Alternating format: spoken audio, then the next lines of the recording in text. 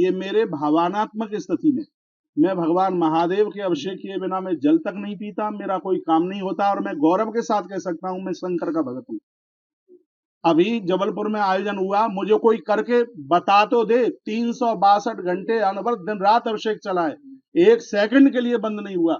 अभी 2 यज्ञ हुए हैं, 357 घंटा एक यज्ञ, 352 घंटा एक यज्ञ चला है, दिन रात आहुतियां डली हैं। जैसे हमें बोला जा रहा है सनातन धर्म के विपरीत और इस आदमी से वृंदावन को खतरा है। यदि मुझसे वृंदावन को खतरा है तो एक बात मैं कहूंगा, आप मुझे वृंदावन से निकाल सकते हैं, लेकिन बिहारी जी के हृदय से नहीं आप मुझे निकाल सकते। इस बात को मैं डंके की चोट कह रहा हूं, मुझसे अपराध नहीं हुआ है। अपराध का मतलब है कि जो गलती जानबूझ करके की जाए। हम लोगों ने किताबें पढ़ी हैं कि अपराध किसे कहते हैं। हाँ, मुझसे भावनात्मक स्थिति में आकर के ये गलती हो सकती है। मैं एक मिनट, मैं ये कहना चाहूंगा, इसका संदेश मैंने तो अपनी आस्था के द्वारा किया है, अपने विश्वास श्रद्धा के लिए किया है, लेकिन इसका परिणाम ये हो सकता है कोई ये कहे कि कौशिक महाराज ने किया तो पटरी पर बैठ करके हम ये कर ले। तो उसी के लिए आप सबके बीच में ये बात मैं बोल रहा हूं कि मुझ जैसे व्यक्ति को ऐसा काम नहीं करना चाहिए जिसमें रिजल्ट परिणाम उसका गलत जावे। तो उसके लिए मैं अपनी भूल का एहसास कर रहा हूं, उसके लिए मैं अपनी गलती का एहसास कर रहा हूं, और ये भी मैं गलती उन्हीं के लिए बोल रहा हूं जो संत महापुरुष देवी देवताओं के प्रति श्रद्धा रखते हैं, सनातन के प्रति, उनके सामने मैं क्षमा याचना करता हूं।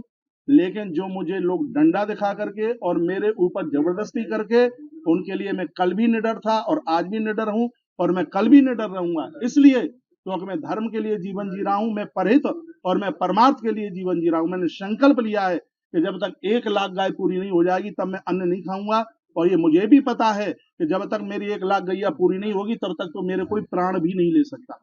आप यहाँ आए हैं, आपका बहुत आदर है। मुझे टीवी पर आपके चैनल के माध्यम से जो भी मुझे सुन पा रहे हैं, यदि मेरे किए गए इस कृत्य से किसी को किसी भी प्रकार की कोई तकलीफ है, उसके लिए मैं क्षमा याचना का अधिकारी हूं। उसके लिए मैं क्षमा मांगता हूं कि आपके हृदय को यदि कोई ठेस पहुंची हो। लेकिन एक बार मैं फिर निवेदन करूंगा, ये उतना बड़ा मसला नहीं था जितना इसका विस्तार किया गया है। काम तो मैंने गिनाए कि हमने क्या किया कोरोना से पहले तक अभी तक, लेकिन जो मेरे ऊपर उंगली उठा रहे हैं, एक बार आप भी एक मैसेज डाल दीजिए कि हिंदुत्व के लिए, सनातन के लिए तुम इतना काम कर रहे हो। मैंने पटरी पर बैठ करके अभिषेक किया, उसमें तुम्हें गलती नजर आई, लेकिन सरेआम हमारे देवी देवताओं को नालों में फेंका जाता है, गणेश विसर्जन पर नालों में फेंका जाता है। क्या उसके लिए तुम बोलोगे? यमुना जी में नाले चल रहे हैं, क्या उसके लिए आप बोलोगे? इसके लिए कुछ बात करोगे? भरे आम ये सड़क पर निकल करके जाती हैं गायों की गाड़ियां। हम लोगों ने, मैंने गोली खाई है, मेरे पांव में गोली लगी है, मेरी छाती में चाकू लगा है। क्या मैं किसी माता पिता का मैं बेटा नहीं हूं? मैं आकाश में से टपका हूं?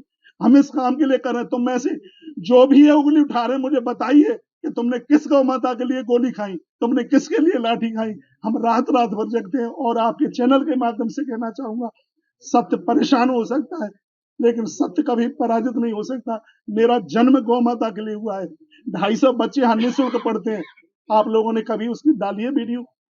हमने सावन के महीने में 90 नंदी जो सड़क पर घायल हो रहे थे, लोगों का बाजरा खा रहे थे, लोग उनमें चोटिल कर रहे थे, उनको हमने यहाँ आकर के सेवा की है। क्या ये हमारे फेसबुक पर ये सब चीजें पड़ी नहीं है? क्या आपने ये कभी समाज के पास तक ये बात पहुंचाई?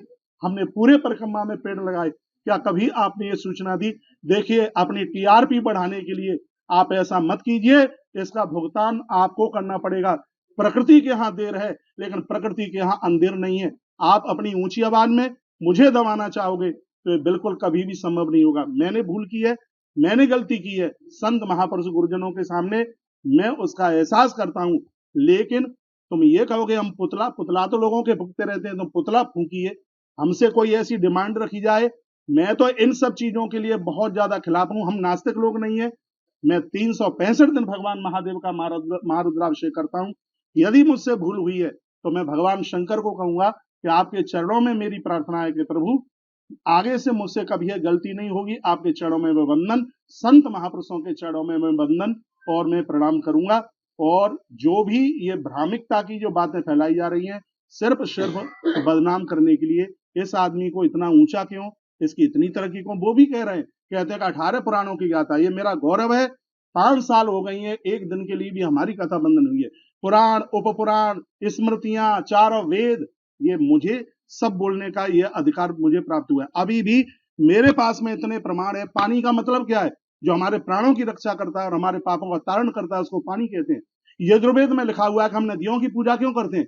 नदियां एक स्वरूप नहीं है, नदिया की वो आत्मस्थित भाषा है जो हमारे ग्रंथों में लिखा है। जब हम नदियों की जल की पूजा करते हैं तो उसमें लिखा है कि हम पानी को जल को कहते हैं कि हमसे जान में अनजान में किसी से गालियां, किसी से और किसी के लिए बेमनिस्ता रही हो कि हे माँ जैसे तू सबको बहा देती है, मेरे अपराधों को ऐसे ही बहा दीजिए। ये हमारे यजुर्वेद के अंतर्गत लिखा है। मैं आपको एक बार फिर कहूंगा, ये जो भी कुछ हुआ है ये सब भावनात्मक स्थिति में हुआ है और ये किसी व्यवस्था के द्वारा नहीं हुआ। और मैं फिर कहूंगा, यदि ऐसा होता तो ये मेरे मोबाइल से जो रिकॉर्ड हुआ, यदि हमारे अंदर यदि कोई ऐसी बात होती, यदि पहले कभी हुआ हो, आप देख करके उसको बताइए। लेकिन इस बात का एक इतना बड़ा बतंगड़ बना दिया। मेरी वीडियो को 24 घंटे में 95 लाख लोग देखते हैं। क्या इस समाज ने हमें स्वीकार नहीं किया है? क्या हमने समाज के लिए कोई काम नहीं किया? मैंने अपने काम गिनाए। जितने भी लोगों ने मेरे ऊपर उंगली उठाई है, मैं उनको कहना चाहूंगा कि तुम मंदिर में कितना जाते हो, तुमने सनातन के लिए कितना काम किया है, एक बार ये बात वीडियो पर जरूर डालें। आज हम इतनी गायों का इसका बायोडाटा, इसकी एक भले ही आप एक टीम बनाएं और आकर के देखें कि मेरी बात में असलीपन है कि या मैं नकली बातें बोल रहा हूँ। बहुत बहुत धन्यवाद आप सबका है। महाराज रही अब बात करते हैं, वायरल वीडियो जो हो रहा है वो आप अचानक से वहां पे जलाभिषेक करने के लिए गए थे या कोई नहीं, देखो सुनो, जिस ट्रेन को पहुंचना था वो पहुंचती 2:30 बजे। एक रेलवे का ही आदमी घूम रहा था, उसने एक चाबी से वो नल खोला।